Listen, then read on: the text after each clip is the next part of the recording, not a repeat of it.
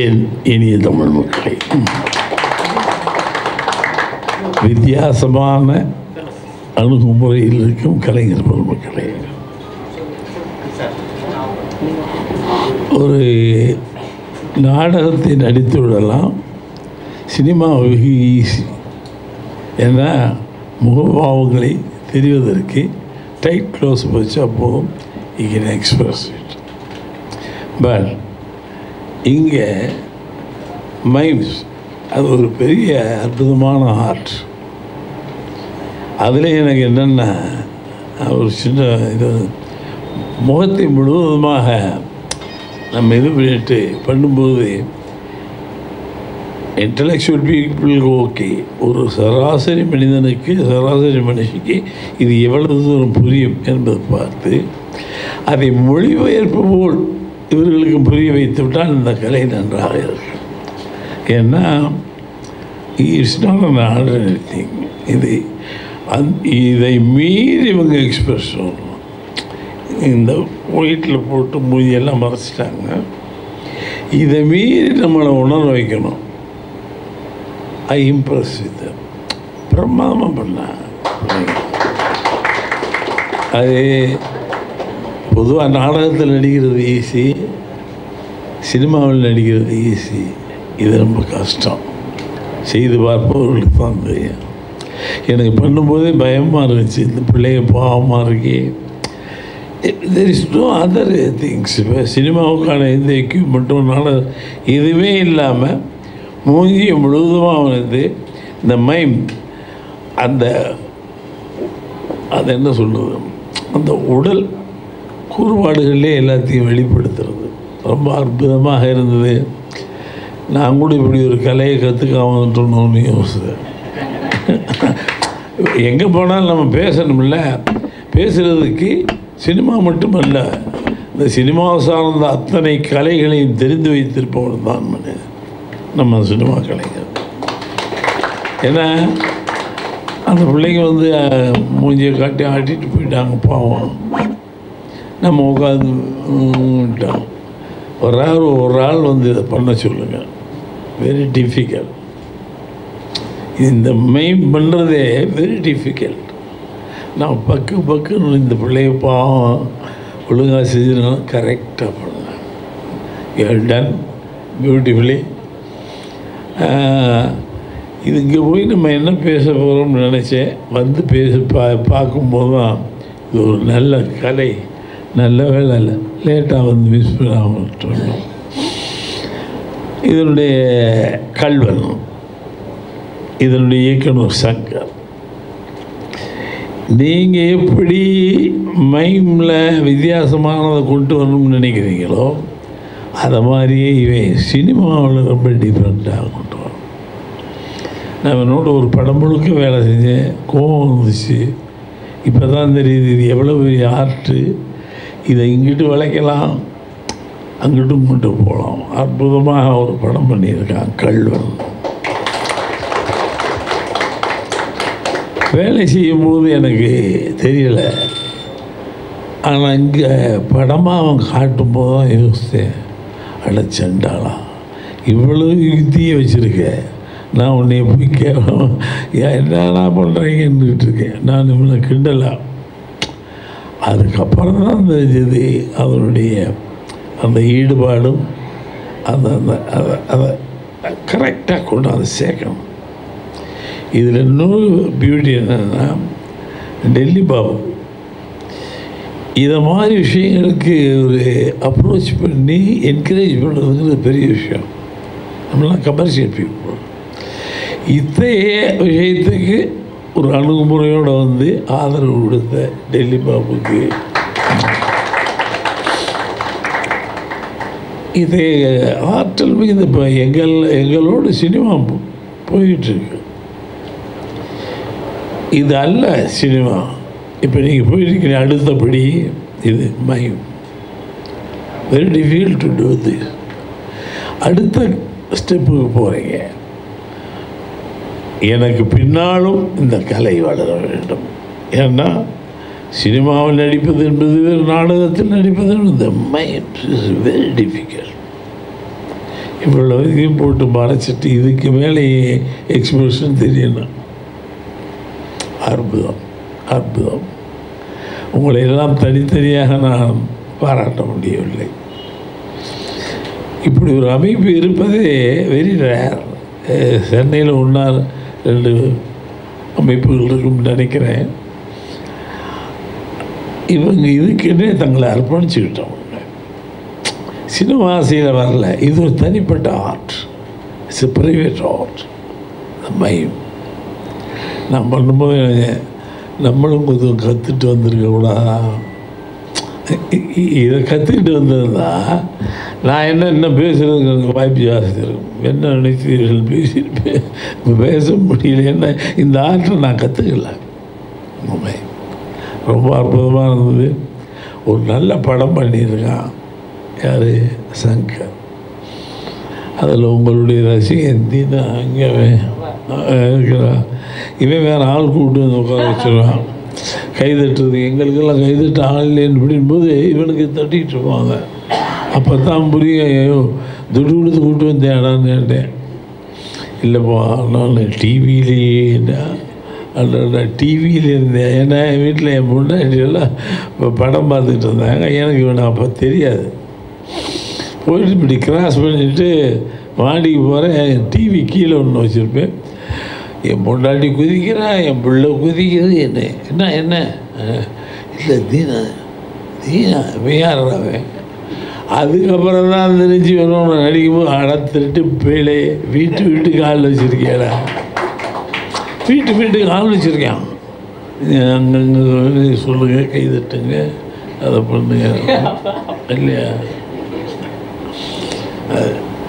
ஒரு நல்ல இயக்கத்திற்கு ஒரு முன்னோடியாக சங்கப்பனருக்கு படங்கள் சினிமா பார்ப்பது என்பது வேறு. சினிமாவில் சினிமா ஒரு விஷயமாக அது சங்கர் ரொம்ப பிரமாதமாக பண்ணியிருப்போம். அவனை பாராட்டுறதுக்கு. ஏன்னா நீ டைரக்டர் தானே சொல்லலாம். ஒவ்வொன்றுக்கும் ஒரு அழுத்தங்கள் உண்டு. ஒரு இயக்கம் ஒரு சில டைரக்ஷன் என்ன பண்ணுவாங்கன்னா கிவ் அண்ட் டேக் பாலிசி. அந்த நடிகர்கிட்ட என்ன சொல்லணுமோ சொல்லி அவங்க வந்து என்ன வாங்கணுமோ வாங்கிடுவாங்க. அது கிவ் அண்ட் டேக் பாலிசி. சில டைரக்டர்மா கண்டிப்பாக அதை தரணும். அடமெண்ட்டாக நின்று ஒரு ஹிட்லர் வரும், ஐ நீட் திஸ், அப்படி ஒரு அமைப்பு இருக்குது. இப்படி ஃப்ளெக்சிபிலிட்டியாக போகிறது வேறு, அடமெண்ட்டாக போகிறது வேறு, அப்புறம் அவர்களோடு இணைந்து போவது என்பது ஆடியன்ஸ். இதில் இவன் 3 ரகத்தையும் வச்சுருக்கான். இது ஆடியன்ஸோடு போகிறதுக்கான யுக்தியும் வச்சுருக்கான். இவனுக்கான வாங்கிடணுங்கிறத திமிரும் உள்ளே வச்சுருக்கான். ஏன்னா டிக்டேட்டர்ஷிப், ஒரு டைரக்டருக்கு டிக்டேட்டர்ஷிப் வேணும்.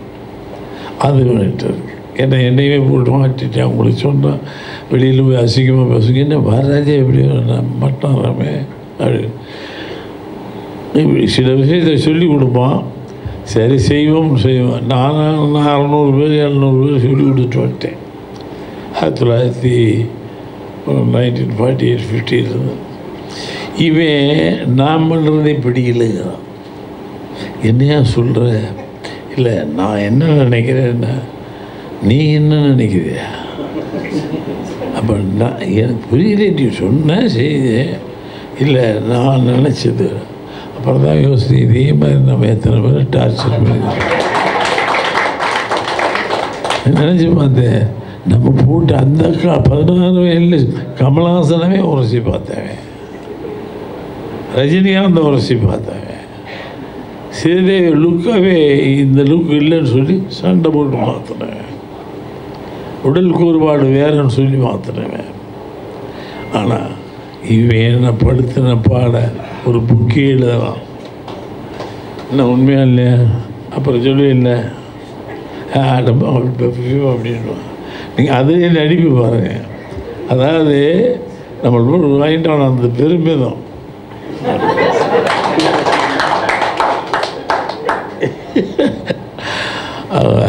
ஒரு நல்ல அமைப்பு இது வளரணும். இந்த art has to come up. வளர்றோம். அந்த பிள்ளையை பூரா வரத்துக்கு என்னுடைய நன்றி. ரொம்ப அழகாக பண்ணீங்க. அதான் இதை பண்ணுறது கஷ்டம்ப்பா. நீ பயமில்லை டான்ஸ் ஆடலாம், அதை பண்ணலாம் அதை பண்ணலாம். மூஞ்சி பூரா கம்ப்ளீட் உன்னுடைய தனிமையை மறந்து இன்னொரு புது ஆளை அங்கே கொண்டு வரும். அதுலேயே நீ இந்த எக்ஸ்பிரஷன் தெரிஞ்சாகணும். அது ரொம்ப கஷ்டம். இப்போ நார்மல் ஃபேஸில் வந்துடும். இப்போ என் ஃபேஸில் வந்துடும். அழுகையெல்லாம் வந்துடும். இதில் அதை ஃபுல்லாக காட்ட முடியாது. அதையும் மீறி காட்டிட்டேன்னா நீ தான் வித்தக்காரன். ஸோ வாழ்த்துக்கள் உங்களுக்கு. புதிய இயக்குனர், சிறப்பான ஒரு இயக்குனர். எங்கேயோ போய் நிற்க போகிறான். அதுக்கப்புறம் நம்மளாம் இப்படி பார்ப்போம். இப்போ நம்ம இவனை எப்படி பார்க்குறோம், இவனையும் இவங்க ரெடியாக வந்துடுறாங்க ஆளுகளை வச்சுட்டு இல்லையா. நம்ம இப்போ இப்படி பார்த்துட்டு இருந்தோம். நம்ம இப்போ இப்படி பார்க்க வேண்டியது. சங்கரா அவனா. ஸோ நல்ல கலைஞர்கள், அற்புதமான இந்த மாதிரி கிளாஸுகள், இதெல்லாம் வகுப்பறைன்னு தான் நான் சொல்கிறேன். இந்த மாதிரி கிளாஸில் உட்காந்து we have to observe, we have to learn. எனக்கு ரொம்ப ஆசை இதை மாதிரி ஒன்று நடத்தின. எங்கள் ஊரில் கிராமங்களில் பாவம் அவனுக்கு வெளி உலகமே தெரியாது. இதை மாதிரி ஒரு அமைப்பு வச்சு அந்த கிராமிய இளைஞர்களை கொண்டு வரணும்னு ரொம்ப ஆசை. பொருளாதாரம், நேரம், அதையும் மீறி இன்னொன்று சரி வேணாம் இல்லை. அமைதியாக இருக்கும். பெரிய வெற்றிக்கு அடிகொள்ளான். பெரிய வெற்றி. நீங்கள் இந்த படம் வெளிவந்து ஓடும்போது தெரியும். நம்மதுலேயே இப்போ நம்ம என்ன தூரத்தில் இருக்க தூரத்து பச்சை தான் பச்சைன்னே இருப்போம். பெங்காலி ஃபிலிம், ஓகே, இது மராட்டி ஃபிலிம், இது என்ன பாம்பே ஃபிலிம். இப்போ நான் பெருமையாக சொல்லிக்கலாம், வேறு ஆள் வந்திருக்கேன். இது சங்கர் ஃபிலிம். இதே சங்கர் பேர் வச்சு இன்னொரு ஆங்கிளில் படம் எடுக்கிற மெத்தட் இருக்கு. அது வேறு, இது வேறு. சங்கர் சொல்லிக்கலாம். எங்கள்கிட்ட சங்கர்னு ஒருத்தருக்கோம். இட்ஸ் a wonderful பாய். பாம்பேயில் பெங்காலில் கூட கேட்க முடியாது அப்படி ஒரு பையன். ஆனால் ஆளை காட்டுக்கிட்டு காட்டினா நம்ப மாட்டாங்க. அதுக்கு அமைதியாக இருக்கும். ஆனால் ஒரு நல்ல படம் ஜனங்களுக்கு போய் சேரணும். இது கமர்ஷியலுக்காக எப்படியாவது டெல்லி காசு சம்பாதிச்சுறதுக்காக வரல. அவனுக்குள்ள அறிவு, தாகம், வேகம் அதை கொண்டாச்சு. இல்லைன்னா இதே மாதிரி ரெண்டாண்ட கடிட்டு எடுக்கலான்னு படம் எடுக்கலாம். நானும் கொஞ்சம் ஆஃப் வீடியோவாக பண்ணி பார்த்தேன். அது முழுசாக இல்லாமல் 16 கிழக்கு மெல்ல இவங்க அளவுக்கு டீப்பாக போகணும். அது இது பண்ணணும். ஆக நண்பர்களே, கலை உலக பெருமக்களே, வருங்கால இயக்குநர்களே, நடிகர்களே, யார் இருக்கா? லோகேஷ் எடிட்டர் சொல்லிட்டீங்களா? அனைவருக்கும் என்னுடைய பணிவான வாழ்த்துக்களை கூறி இந்த கலை மேலும் மேலும் வளர்ந்து தமிழில் ஒரு முத்திரை பதிக்க வேண்டும் என்று வாழ்த்தி விடைபெறுகிறேன். நன்றி. இந்த வீடியோ உங்களுக்கு பிடிச்சிருந்தா ப்ளீஸ் லைக் அண்ட் ஷேர் பண்ணுங்க. மறக்காம எங்க சேனலை சப்ஸ்கிரைபும் பண்ணுங்க.